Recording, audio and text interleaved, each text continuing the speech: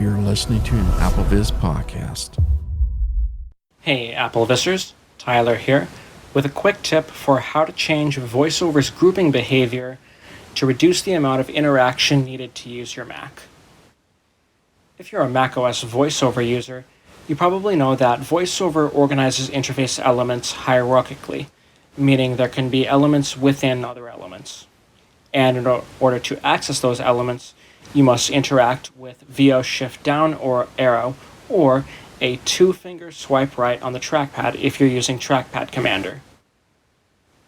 While this may be useful if you're, for example, VO arrowing through a window and don't want to move past each individual element, interaction and group navigation aren't applied consistently throughout the OS, and thus it can be difficult to predict what elements will and won't require interaction.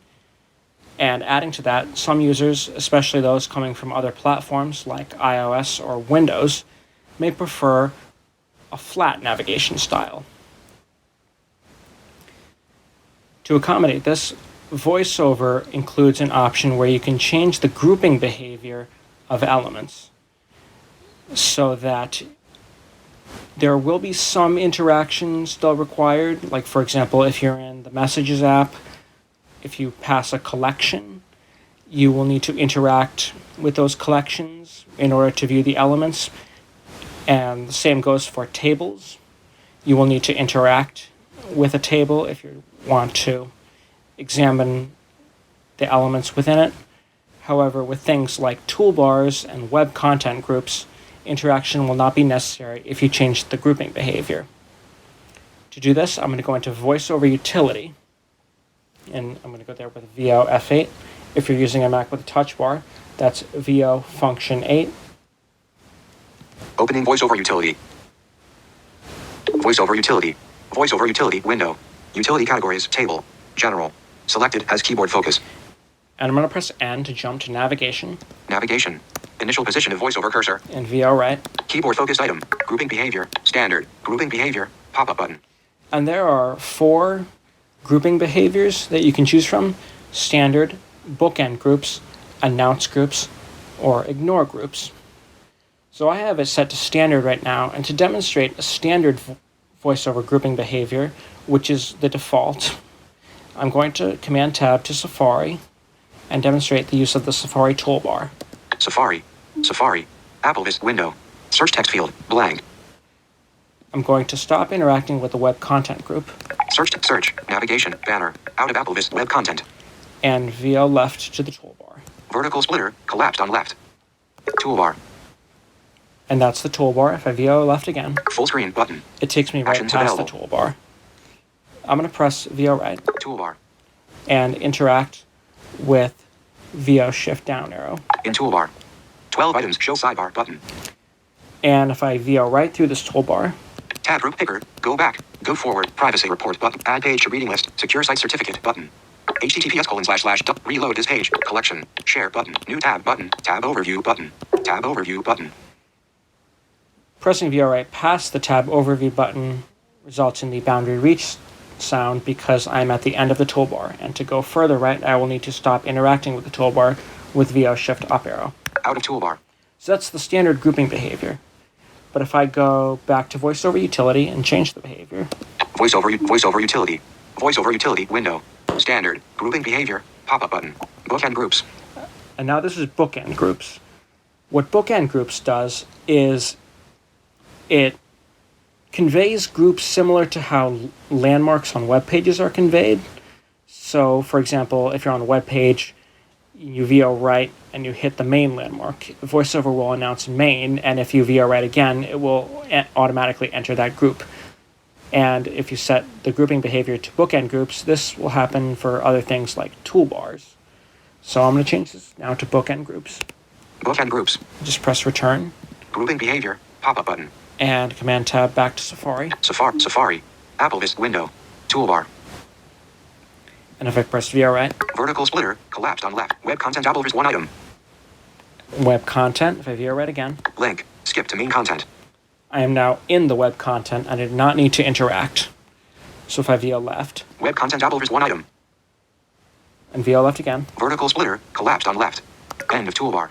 End of toolbar. So the beginning and end of each group is denoted as a distinct item by VoiceOver. So if I VO left through the toolbar. Tab overview button. New tab button. Share button. Reload this page button. Add page to reading list button. Secure site certificate button. https:// privacy report. Go forward. Go back. Tab group picker. Tab group. Show sidebar button. Toolbar 13 items. And that's the beginning of the toolbar. So if I VO left again. Full screen button. I am now out of the Actions toolbar available. and onto the window controls. So I'm going to go back to VoiceOver Utility. VoiceOver utility. VoiceOver utility window. Bookend groups. Grouping behavior. Pop-up button. And change the grouping behavior again. Menu. Announce groups. Announce groups. Announce groups. Grouping behavior. Pop-up button. And what this does is it will automatically enter a group, and as soon as I enter or exit a group, it will announce after it announces the element my position. So if I go back to Safari, Safari. Apple Vista window. Full screen button. if I Actions go right, available. Show sidebar button. Toolbar.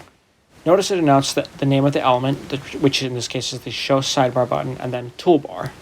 So it announced that I'm in the group, but did not require any interaction, and also did not denote the beginning of the toolbar as a distinct element. So in this mode, you're reducing your keystrokes. You don't need to interact or VO right past the distinct beginning and end of a group.